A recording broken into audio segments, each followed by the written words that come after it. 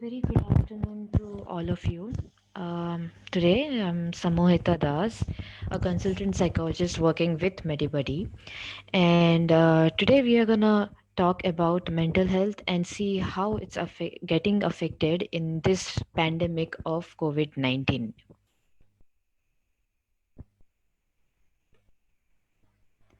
So, when we come to this pandemic situation and see how mental health is getting affected, let's first see what are the areas that are getting affected. Okay, so there is individual level that we are getting affected. That is we are getting irritated, there is boredom, we are getting sad, we are getting depressed, we are getting anxiety. That's on an individual level, but also in a community level, it is affecting us. How? At a community level, it's affecting in terms of the economy. There is financial loss. We are not able to visit our dear ones. We are not able to go out any recreation activities or anything. And hence, when our whole system is affected, the whole interactional pattern is affected. Not only physical body but also mental body is at risk right now. Hence, we'll see how we can work out through this pandemic and work on the mental health. The topics that we are going to cover today are anxiety. We'll see what anxiety is and how our body reacts to that, and what can be actually done in a practical way to deal with anxiety. Then we'll see the effect of isolation. Because of physical distancing, there has been social isolation, right? So we'll see how to deal with that too, and why not being with the dear ones is making us feel so bad. The last, second last topic is daily routine, which would be the main highlight of this presentation, because it's very important to have something fixed and structured at this time of uncertainty. With COVID-19 comes a lot of uncertainty, and as human beings, we want to have things in control, and hence all the anxiety. So let's see how we can manage that by fixing out a daily routine. Last but not the least, we'll also see and shed some light upon gratitude, which is one of the recent topics that's been highlighted as a beneficiary factor for our mental health. So let's see first what is anxiety and how to manage it. Okay, so biologically speaking, there are two systems in our body. Okay, to name it, it's sympathetic and parasympathetic nervous system. So, one system works for short term survival. So, it deals with anxiety for a moment. If you have heard about flight or fight response, then that is what the short term survival system does.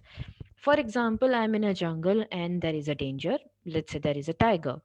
So, at that moment, I feel anxious because it is contributing to my uncomfortability. Hence, I have two options there, either to fight with the tiger or to flight, that is, run away. And that's where our sympathetic nervous system or the short term survival system comes into play. Now, while that is fine, while this system is very much fine to protect our body, it doesn't work when the stimulus, when the stressor is there for a long term. When I say long term, it's not for like a one day or something. Long term would be more like how we have a situation right now, that is COVID. It's almost going to be 1 year. And the short term survival system is not adapted to deal with this long term induced anxiety, and that's where parasympathetic nervous system comes into play, and that will help us to deal with the stressor. Now, how does parasympathetic nervous system or the long term survival system works? This works on a mechanism that by increasing the relaxation process in our body, we can decrease the anxiety. Remember, anxiety and relaxed body both cannot coexist at the same time. Hence, if we are relaxed, we can be less anxious. So that's the principle we are gonna see how to apply the next two, three techniques into our daily life. Another interesting thing to see the effect of stress is, if you have heard, there is good stress, there is bad stress. So the good stress, or otherwise known as eustress, actually is good for us. It's a challenge for us in a good way. It helps us to get motivated, learn new things, and move ahead. While for a particular period of time, that is fine, and our immune functioning also improves. If the stressor remains for a longer time, like right now in COVID-19, physiologically, a lot of cortisol is released. Cortisol is a hormone which actually lowers down the immune functioning.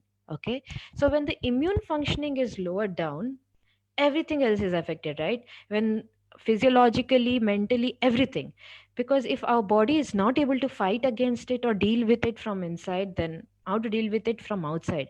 And that's when it becomes distress.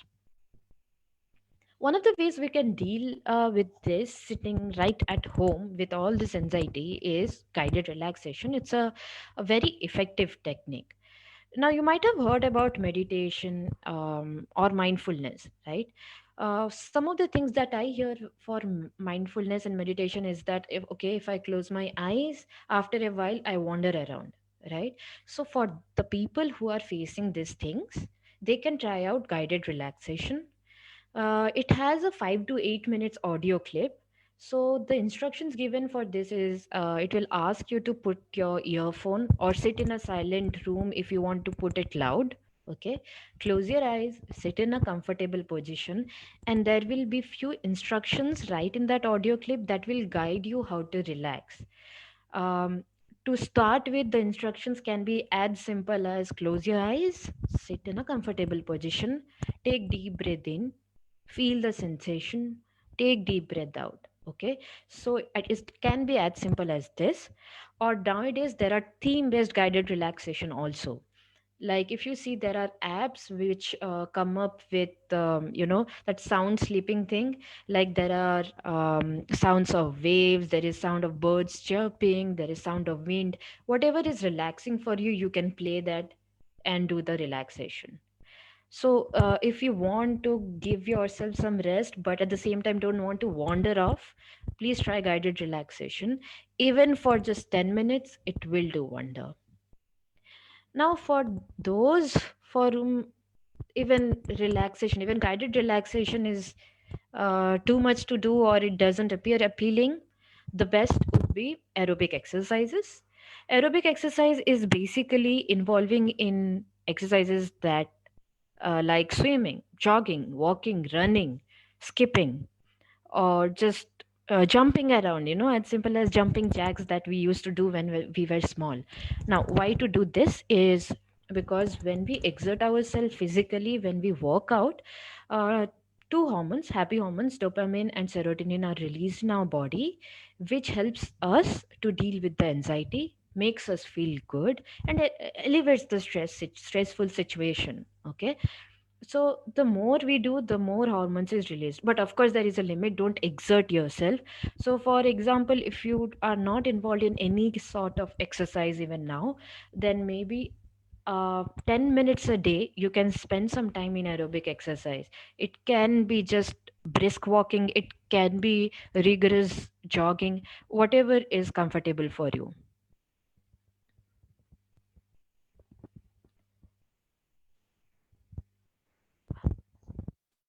I just got a question. The question is how to cope with denial of anxiety.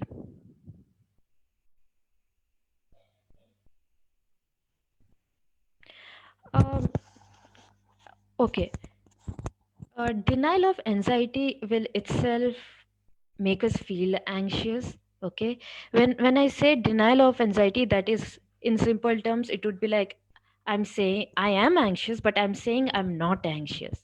Okay, psychologically speaking, while that can work for a while, because like neurolinguistic programming, I'm training myself to say that okay, I'm not anxious, I'm not anxious, but somehow that can also lead to setting off of all these thoughts in our brain, which later on will come with more effect.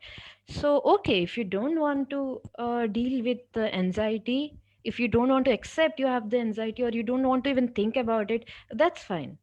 you can still indulge in activities like this, and automatically you will feel good, especially aerobic exercises. And a personal thing to say is, when especially when there is denial of anxiety, if you are involved in rigorous physical exercises, after a while you feel good. Okay, that 10-15 minutes rigorous exercises, you feel good and you will actually be ready to face it. Okay, you don't have to face it, that's a different topic, but you would be feeling ready to face it. So that's the point, whether you know you're anxious, whether you don't know you're anxious, or whether there is denial, these are the activities that will work. Other than that, if you feel that there is some much more to it than what has been told till now, you can always reach out through helpline numbers, or like for Medibuddy, they have the 24 into 7 helpline numbers, and someone will be there to help you out and see what can be done in the journey.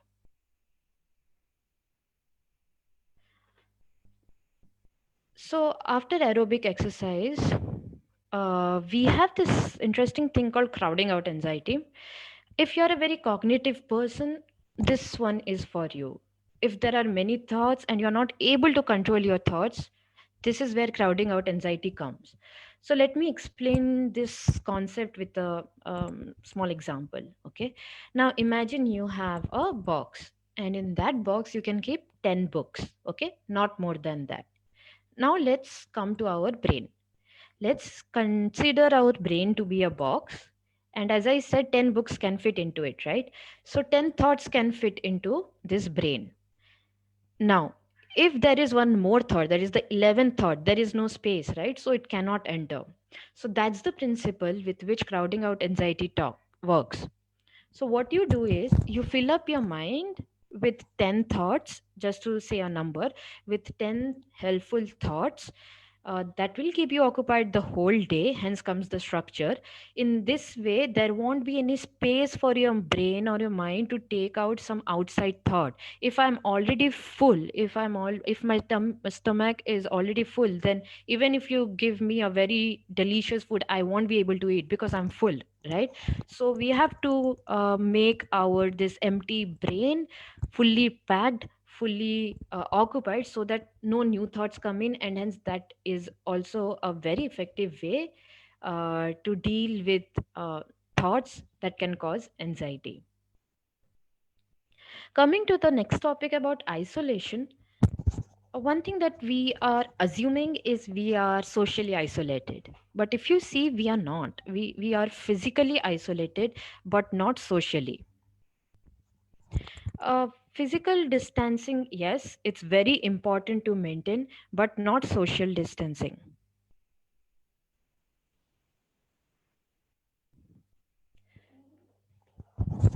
Uh, while we have to maintain distance and wear mask, use sanitizer, that's fine.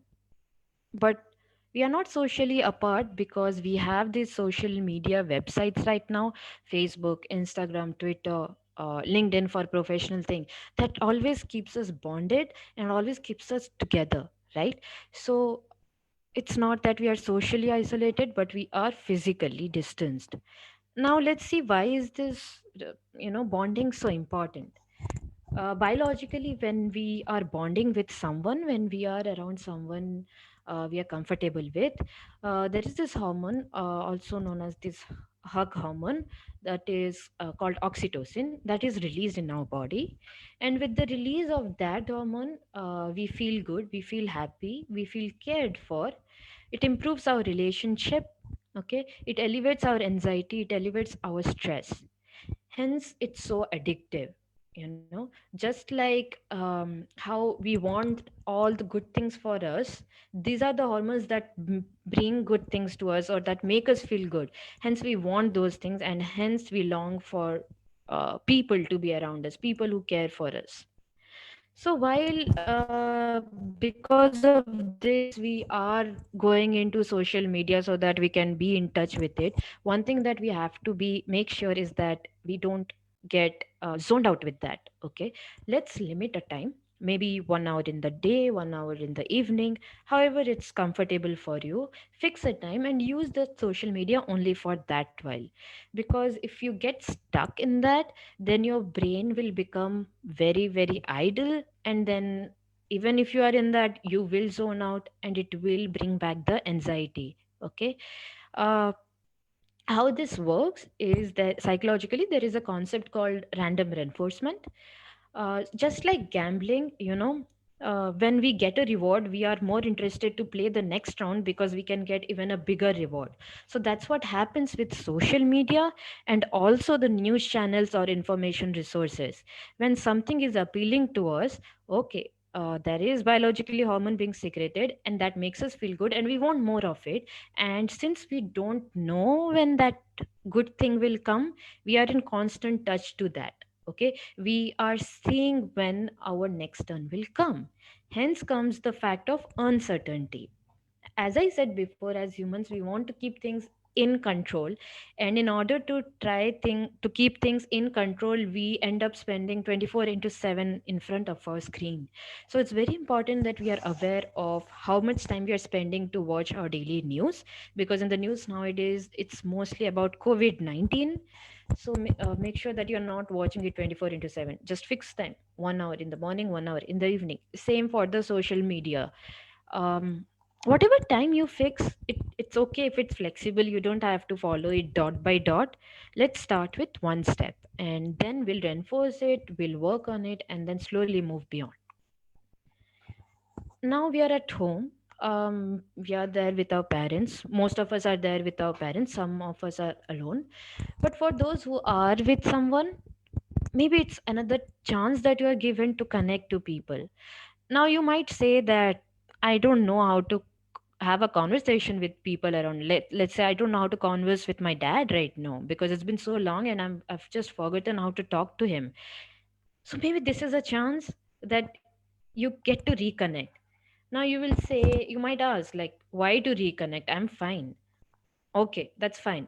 But biologically, oxytocin would be released if you are happy and you interact with someone. So just let's do for that sake, okay? Because anxiety and stresses would be relieved, both for you and your dad. Now, another thing is you don't have to talk for that. You can just sit there.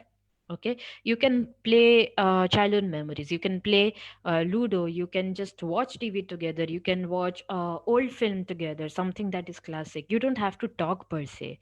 Hence, this is another chance for us given to reconnect and understand the importance of human bonding. There is much more to it than it seems. The most important thing for today that we will be talking about is daily routine. Humans are designed to have things in control, in structure. With the crowding out anxiety technique, how I said, right? We if we keep our mind compact and if we keep it occupied, then more thoughts cannot come in that would make us feel anxious, and hence we will have a better day that we can go through. As Stephen Covey says, the key is not spending time, but it's about investing in it.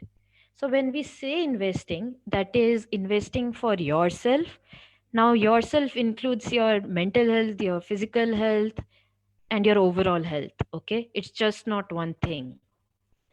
Remember during summer vacations when we were kids, we used to make this timetable with the help of our parents. We used to color it, we used to design it, and at the end of the day, we used to follow it at least for 1 week. Even if not after that, we used to follow for 1 week or 1 day, right?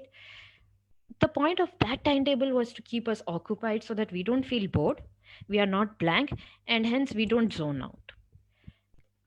Here on the screen, I'm presenting you two types of planners. You don't have to commit to it, but you can use it as a template. So the first one is pointing out the weekdays and weekend, and then the task. So you can write down the task, and with each day as you complete, you can tick mark on Monday, Tuesday, Wednesday, and all.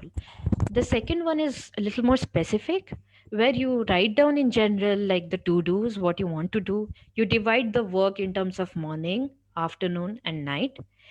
You can prioritize your work, what you want to achieve first in goals and urgent column.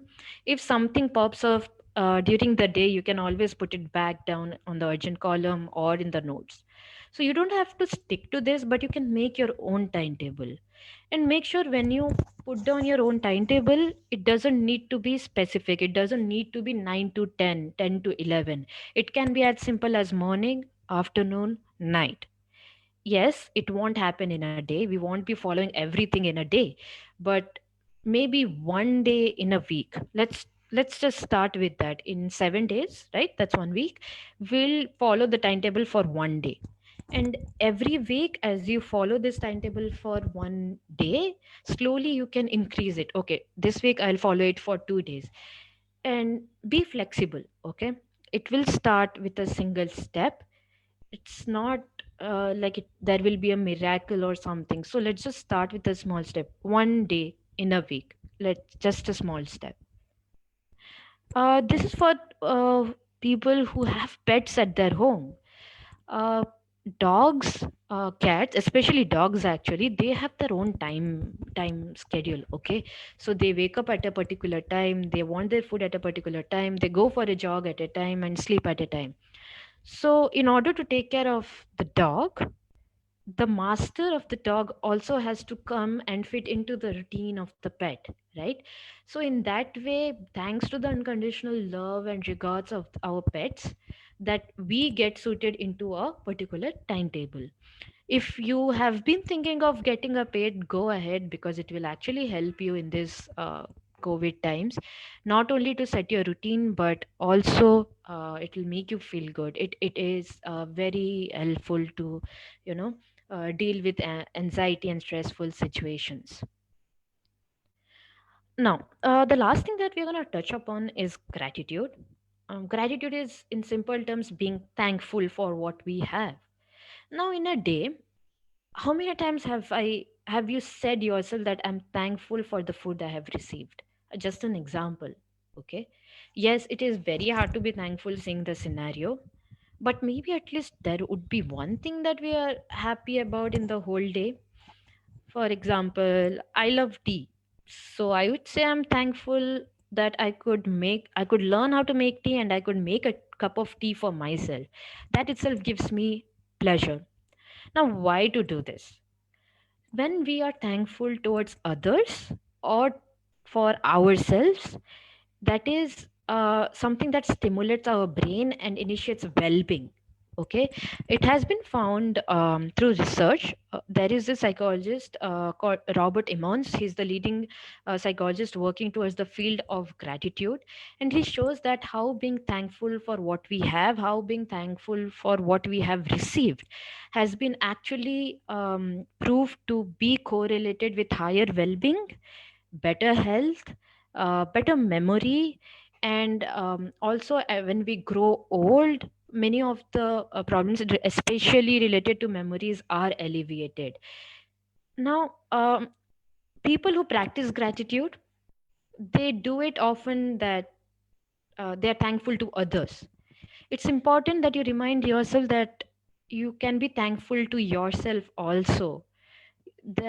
So many months have passed on, no one knew you could have done that. So maybe this is time that you reflect back on that you could survive all these months, right? So thankful towards oneself is also very, very important. You can express gratitude just by saying, maybe before sleeping or after waking up. You can, if you are a writing person, you can write up and maintain a journal. If you want to say it loud, you can say it loud. Whichever way is possible. So, putting out everything together, what we saw today is what is anxiety, how does our body react to it, how to deal with it. Then we also saw how it is physical distancing and it's not social distancing.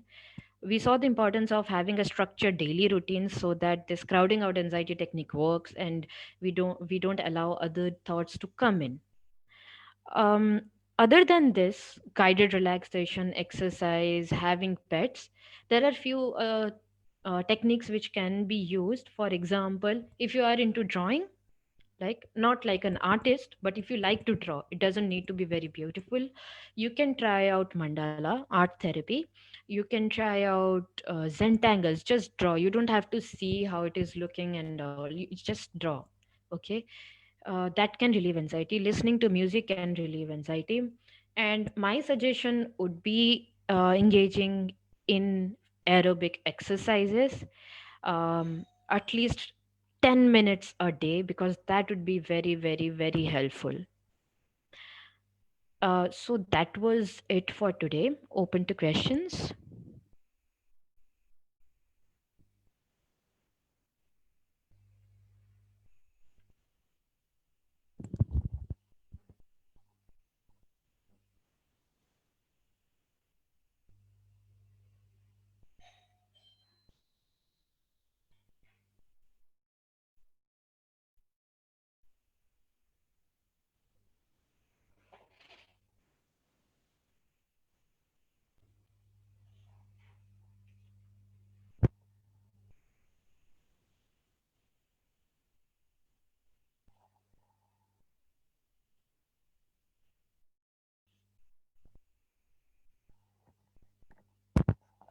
Okay, so we have this question where it's like how to keep yourself away from anxiety.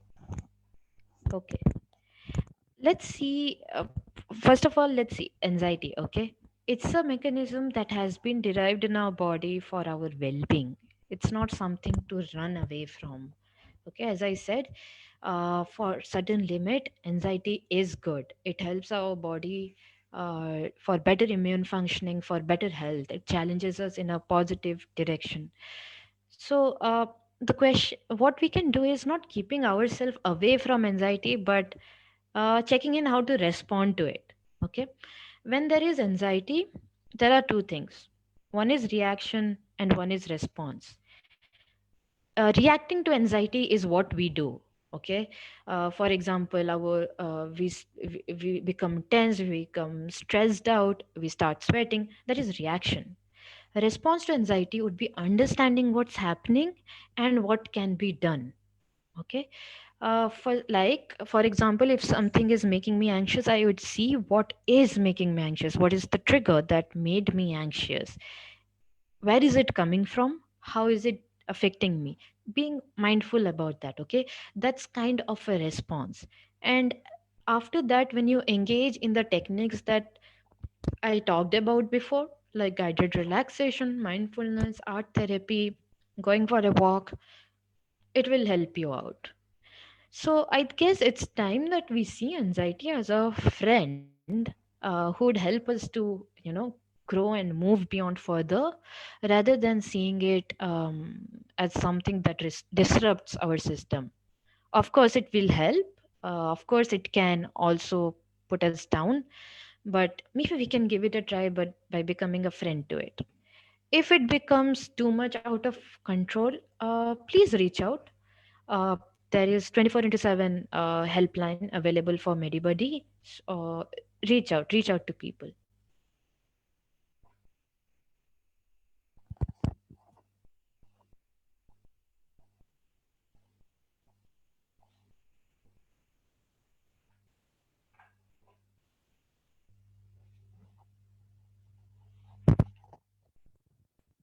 So there's another question. I'll just read it out. If there are a lot of things happening in your life, you know that no one can solve the situation, but still you go for psychopathy, but deep down you know you are the one who can change the situation, but you can't.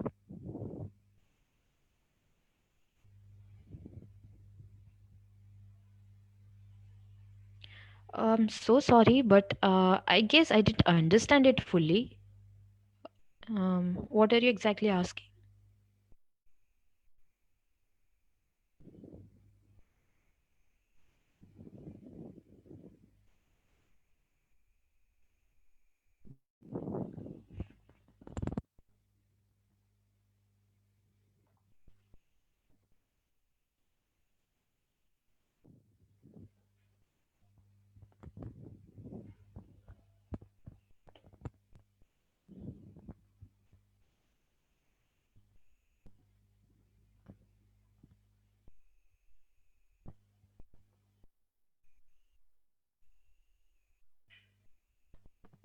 While we are waiting for that, I would just like to say about it that okay, we got it. How what should a person do? How does a person overcome depression? Very rightly said. We cannot keep everything in our control. Okay, uh, that's what we have to deal with. That's when most of our problems get solved.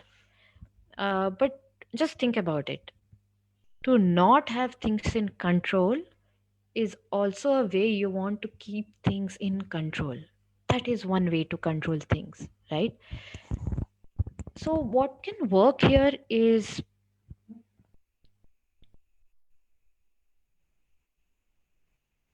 so what we can do here uh, is again keeping us occupied, okay?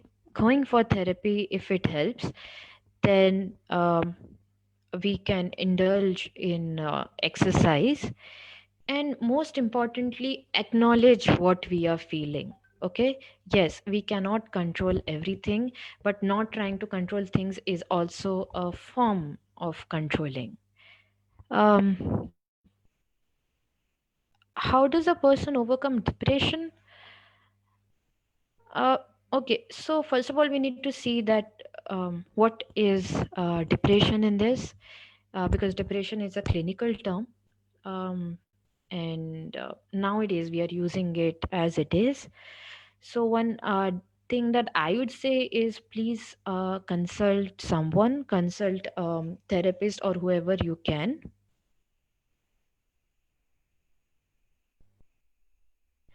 And there are helpline numbers also actually now, so you can always reach out to that too. But in general, what you can do is again having a routine. Acknowledge that you're feeling what you're feeling, and sorry to repeat, but indulging in exercise would do wonder, even for depression, because when you exercise happy hormone is released, and that's actually very stimulating for the brain. In a depression, in a person diagnosed with depression, there is actually imbalance in neurotransmitters, some of the chemicals in our brain. So to keep that in balance, some hormones are required, or if medications are being taken, those medications are required to keep the hormones in balance. If we cannot access those facilities for now, we can always indulge in rigorous physical activities. That is one very effective way. And also certain things like indulging in drawings, zentangles, sketching it out, that would also be very helpful.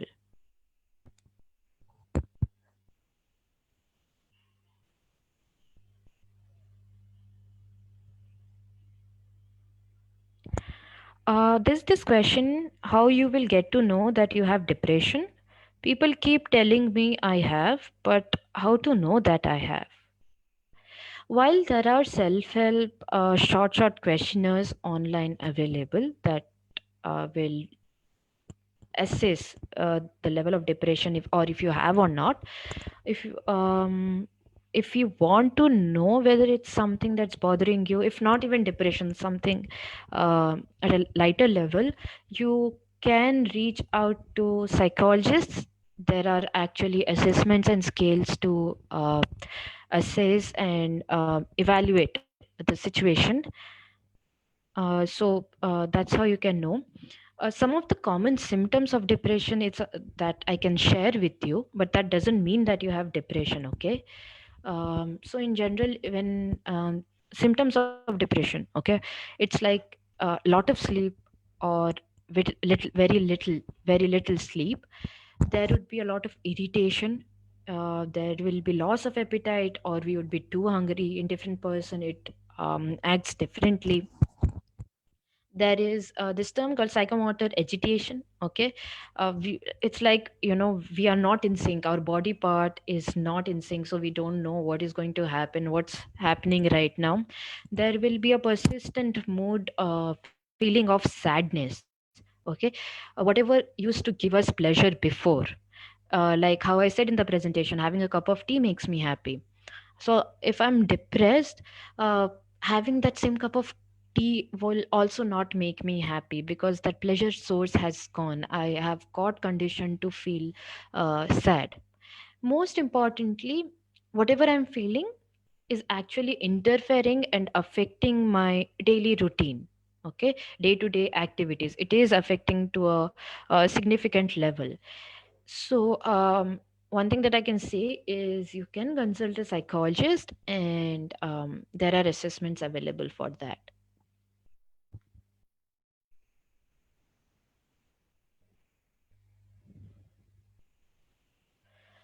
Um, Even after recovering from COVID, it's been 4 months, and there is still a fear and anxiety. What is the reason and treatment? Um, okay, I'm a counseling psychologist, and while I can't tell you the treatment, because that's when the doctor comes in part. Uh, what I can say is this fear, what we can do is identify where this fear is coming from. Is it because of the COVID or something else? At one level, it would be something, but it would seem like something, but if you go deeper, there would be more. And that can be seen or approached through a session, okay? A counseling session. For if we look for the reason, we will find many, but not any, not even a single reason to justify our curiosity. Okay, so I guess it's time to not look for the reason, and try out whatever we can right now, like whatever guided meditation, guided mindfulness, guided relaxation exercises, all this, whatever we can right now. And if the fear and anxiety still persist, maybe a session would help. um, just talk it out to someone and see what is actually happening. um,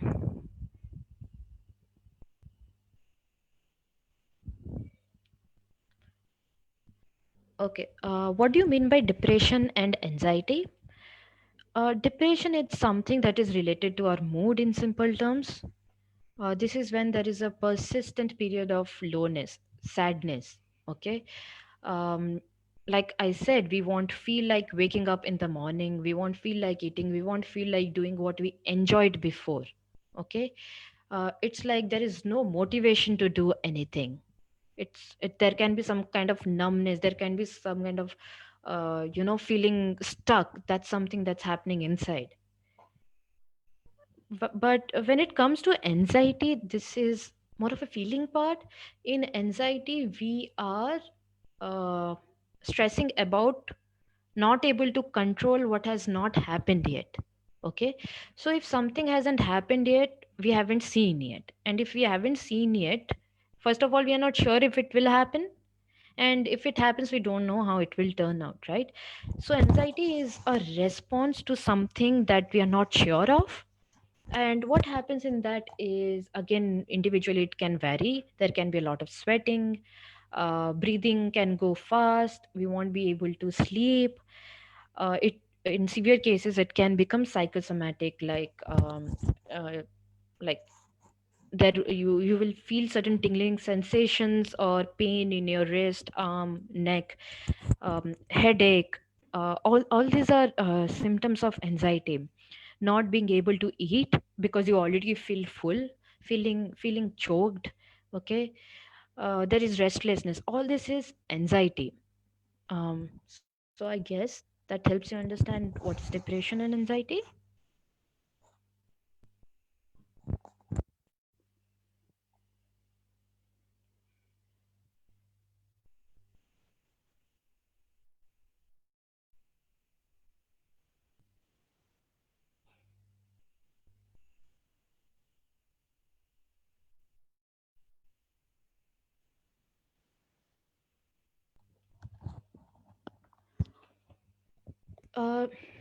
uh, Thank you for asking the queries and discussing it out. I hope it helped. I hope this presentation helped to calm you down, to relax, and it taught you something that you can practically apply in your daily routine. um, so we are always here. Okay, so in case you get inquiries on a later time, please feel free to contact the Medibuddy team is always here. And I hope this session was informative for you. Thank you.